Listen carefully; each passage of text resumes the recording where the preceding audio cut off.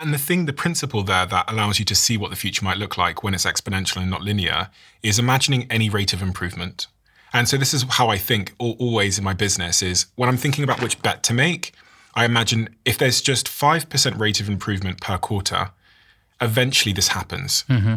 And so with some things we've done on this show, we started 2 years ago, and for the first 18 months, it didn't work. And then 6 months ago, it exploded because eventually the rate of improvement got to the point where it was viable. Yeah. And now it's the single most important disruptive thing we've ever done. And I think about the example I just gave there of agents. I'm like, if you just imagine any rate of improvement, just imagine 1% a year. And obviously it's way more than that, but imagine 1% a month. Eventually we get to a point where a team of agents if nothing disrupts it, one thing that is very likely to happen in the next 3 years is the whole thing comes crashing down. It doesn't financially make any sense to build the data centers that we're building. But you're not saying that AI is going to disappear. The technology itself is remarkable, but the financial model just makes no sense whatsoever at the moment. At the moment, which is kind of typical of bubbles, right? So over the last 180 years, there have been infrastructure build-outs that have bankrupted the economy consistently again and again and again. In fact, there's a pattern.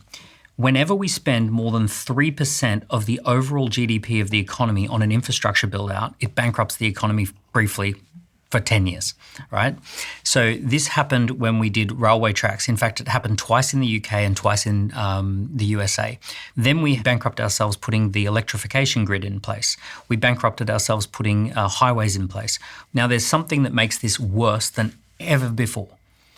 And that is that when we built train tracks, they lasted for 100 years. When we built roads, they lasted 50 plus years. The telecommunications, fiber optics, 30 years. All of these investments were multi-decade investments that we could get benefit from and leverage for decades. Data centers last 3 to 4 years before they need to be replaced. So we are building something that has a 3 to 4 year life cycle that costs hundreds of billions, and it has to be replaced every few years. And there is no financial model attached to this that justifies it at all.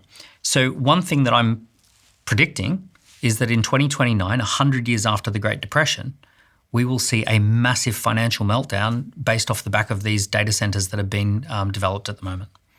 And for someone that doesn't know what a data center is? So it's like a big Walmart or an airport filled with computers, and those computers are running AI, right? So every time you go on AI, you're actually, your request is going off to a big computer in a Walmart-sized building somewhere. But those GPUs, those computer stacks, those big ginormous computers, they are like iPhones. They last about 3 years before they get superseded. This year ahead, we're going to spend $650 billion. $650 billion sounds like so abstract. It's the equivalent of giving every single person in America an iPhone Pro with AirPods. But here's the crazy thing. 95% of people who are being given the free iPhone are not willing to pay for it. And the tiny number of people who are willing to pay for it, they're only willing to pay $20 a month, most of them. So this $20 a month, everyone's getting a free iPhone effectively, and then a small 5% of people are willing to pay $20 a month. The numbers are just astronomically out of balance. The numbers are astronomically out of balance. So what happens next? You're predicting in 2029 there's a financial crash. There's not a 0% chance that the financial model around what we've launched with AI is catastrophic. It's a huge financial problem that very few people are talking about.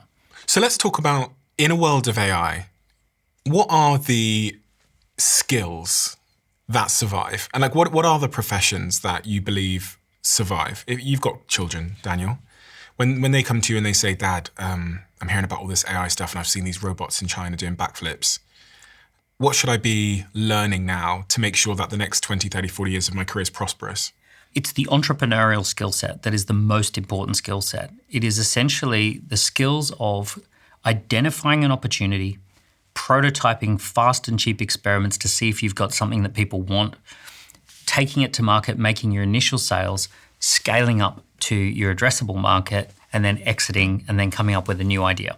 Because even if you're in a big corporate, they're going to want to prototype things, they're going to want to spin out new products, they're going to want to come up with new initiatives, and we need to step through that process of, is this a good idea or not? Can we validate it? Can we scale it? Right? And you want to go through that process as fast and as cheap as possible, the way an entrepreneur would. And on that first point of identifying a good idea, Now, is there any way to know if the idea that I have is a good idea or a bad idea?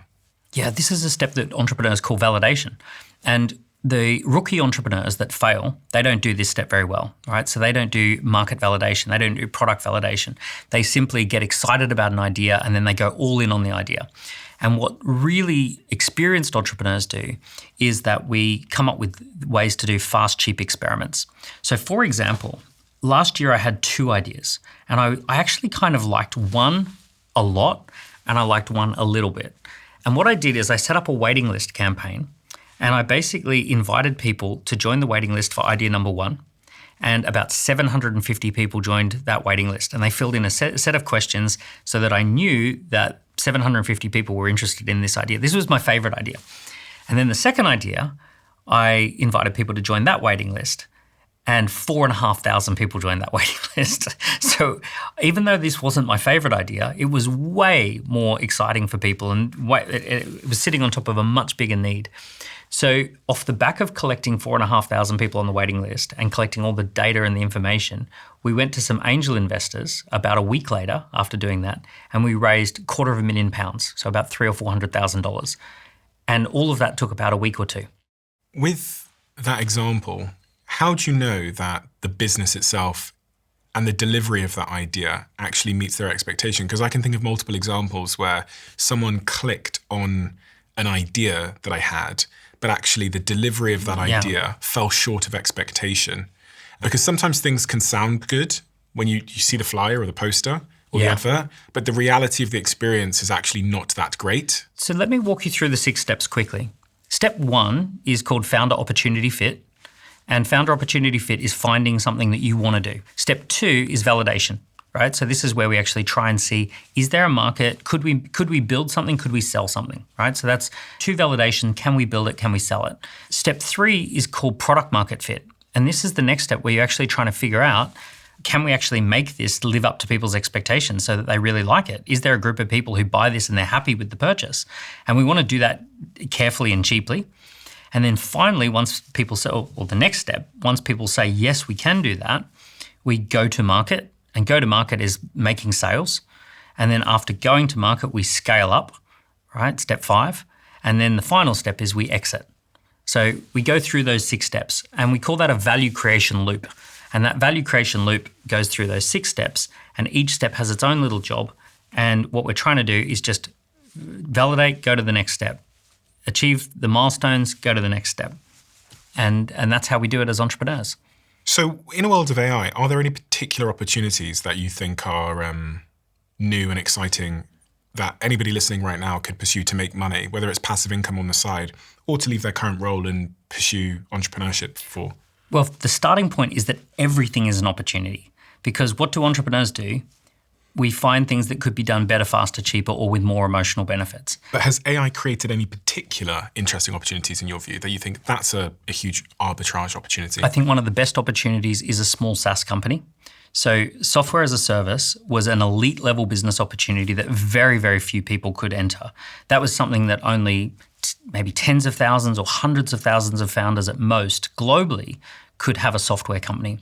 So it was very, very elite. And the reason it was elite is because it was very, very hard to mobilize the talent required to build a software company. You probably needed, maybe 10, 20 or 30 developers to build a software product that would actually be a good software product. You needed to raise millions of dollars to get through the costs of developing software companies. And you probably needed 10,000 customers to have a break-even software company. Now, because of AI, all of those costs have massively come down. And there are software companies that are wildly profitable that have 500 customers or 1,000 customers. They service a tiny little niche. They attach a community and some media and some training to those little software niches. So one of the most exciting things is that if you essentially said that I would like to take what I know, turn it into a playbook, take that playbook, ask AI to advise me on what software we could create, and then use AI tools to build out that software, you're able to get very deep into that journey for almost no money. I was thinking about this the other day because in my company, we're rebuilding our entire ATS ourselves. So an ATS is basically the system you use when you recruit people. Everyone's name goes into the ATS. It's kind of like a search Applicant engine. tracking system. A database of where candidates who have applied for your company currently are. And over the last couple of years, I've paid tens of thousands of dollars every year for an ATS for my companies. And this year I thought, actually, I reckon we could build an ATS in a couple of weeks ourselves. And it could be bespoke to us. So we started that project. I saw the first version of it yesterday. We started a week ago. And the first version, the version of it I saw was like, oh, this is significantly better than what we were using before because it's bespoke. Yeah. And this made me think about the opportunity of creating software generally, which is that in a world where it becomes, as you say, like cheaper, easier, faster, we're all going to be using more software, but we're probably not going to be paying other people for their software, especially when it's these kind of tools, productivity tools and systems. If it's purely a tool, it's very easy to replicate. But if it's a tool that comes with a community, if it comes with education and training, if it comes with agents that... Education and training? Yeah. So like, for example, if you were to do an ATS, right, an applicant tracking system, a hiring tool, and you had the doac system and method that I can go and attend the training as to how you onboard people, how you create culture, how you do things at doac, I'm now interested in the software because it comes with that exciting training. If there was also a boot camp that I could go to that was attached to that product, if there was also an annual retreat or a dinner series, if there was also some funding opportunities that came with that. So once upon a time, you were just simply going to focus on creating a software tool because that was so labor intensive, and also it had a natural moat or protection around it that you didn't have to get creative. But now we live in a world where the AI lets you to build the product pretty quickly. It helps you to do all these other things that we talked about. And suddenly it's actually quite a fun product that you can spin up. What you've already created would have probably cost $500,000 in 6 months. Oh my God, 6 months, I wish. Not that long ago. Yeah, it would have probably taken about 18 months total end to end. And you've done it in a week. Yeah. And so everyone else can do it in a week. And in fact, if that's anyone's business right now, there's going to be 1,000 new ATS systems a day. One's going to trend on Twitter. People are going to download that one. Then they're going to jump ship because a new one emerges and it's better. It's more agentic, whatever. And so again, I think, are we seeing software generally become a commodity? What we're going to see is we're going to see all business opportunities be like YouTube content. I mean, if I went back 25, 30 years ago and said there's going to be 10-person unfunded little TV studios that produce content every single week for almost no money, you'd think that's crazy. I mean, Seinfeld used to cost $5 million an episode. The Simpsons and Friends, these were all multi-million dollars per episode. And we've now replicated that can be done like by a tiny little team for free every week. It's interesting because the minute we say that the answer is to do these things that are now easy and free and cheap to do, it's almost like we then don't acknowledge the fact that if everyone's doing it, it's no longer a valuable thing to do. It's less valuable. Yeah, as it becomes easier, the other axis is the decline in the value. So we're saying to people, go be a content creator, but the very fact that they can without needing a CNN-sized skyscraper production equipment also means everybody can, which means that actually is losing value at the same rate that it's becoming easy, theoretically. And so what I continually think about from first principles is, what is it that I can bet on that is irreplaceably human, which only I can do and a kid in Mumbai cannot do? And so when we say software, I go kid in Mumbai. And then we say content, I go kid in Mumbai. Well, physical experiences in the real world. I agree with you. So standing on a stage and telling your story is something, I mean, you already see that thousands of people show up to see this and to be in a room with other people who are sharing an experience. See, the thing that the AI version of you can't do is turn up to an event. I agree. So I say what I say because I genuinely want to be challenged here. I sit here with these AI experts and CEOs because I hope that they say something that tilts the current belief that I have and like makes me go, oh, actually, that's a good point. I'm in search of good points on the subject matter. So when I said what I just said about content software becoming increasingly commoditized, and because it's becoming commoditized, we're like tempting people to go do more of it without acknowledging the fact that the very fact that people are doing more of it means it's less valuable and it's more of a commodity. What I'm saying though is that these things have to go together. So simply, like anyone who's doing real world experiences, I think what's going to happen is you'll go to a conference and that conference will come with custom software that lasts 2 or 3 weeks that is really, really interesting and it relates to that conference. And that software was created as a SaaS product for the attendees of that conference and it kind of pops into existence very briefly. These things used to be separate and now they all cluster together, right? So it's a buffet of things that you all put together. If we take most successful businesses now, they do social media. That used to be a standalone business. It was crazy to think that a hair salon could also be a media business. I've met with tens of thousands of entrepreneurs, and the number of people who want to go big is tiny. It's a fraction of the entrepreneurial community. What most people want is a business that provides an amazing lifestyle. They want to live and work from anywhere. They want to be able to travel. They want to do 3 or 4 days a week. They want to drop their kids off at school. They want to do non-monotonous, interesting work that is a little chaotic, a little creative, a little bit fun, a little bit challenging. They want to work with a small group of people that they get to know and enjoy and travel through life together. And those are the types of things that the majority of people actually want. Very few people actually want big. So one thing that I'm noticing is that it's probably harder than ever to build a big business, but it's easier than ever to build a small, successful business. So if we were to say that a business that does 1 to 5 million of revenue with a team of 10 people, that is like totally super possible. But once you go beyond that, it's becoming harder and harder because you get disrupted more frequently. So you have to be an elite athlete of entrepreneurs to withstand the constant disruption and the constant change that's coming. So because your natural mindset is to think really, really big, you're probably missing that for many people who are working in an annoying corporate environment and their job is monotonous and they feel tethered to a desk or they feel tethered to a team that doesn't really care about them, you know, a lot of those people are going to actually end up in small, dynamic little businesses that will never be big, but they'll be great. They'll be fun, you know, and people will, you know, have flexibility and they'll have, great opportunities as a result. I think you're right. I do have a bias towards trying to find, big opportunities. But actually, I think the big blue ocean opportunity, which is, for anyone that doesn't know, I think of red oceans from the book called Blue Ocean Strategy as very competitive. Hyper-competitive. Horrible markets where it's like a race to the bottom. Yeah. You're all doing the No same profit thing, margin.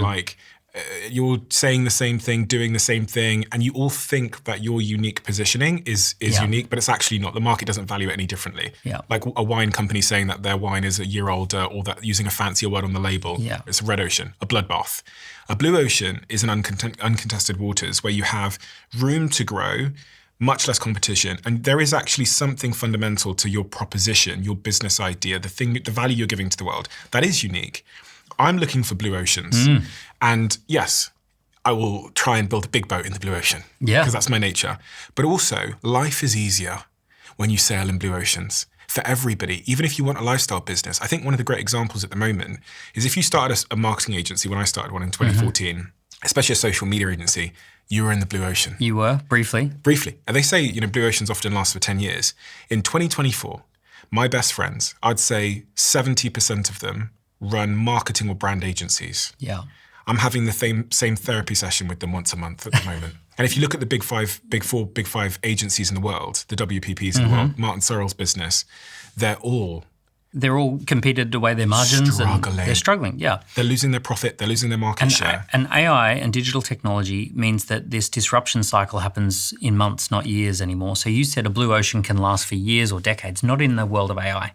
In the world of AI, as soon as we've identified that you've got a blue ocean, we can replicate that real fast and we can come and fly out to your blue ocean with lots of competition. Here's something that's interesting.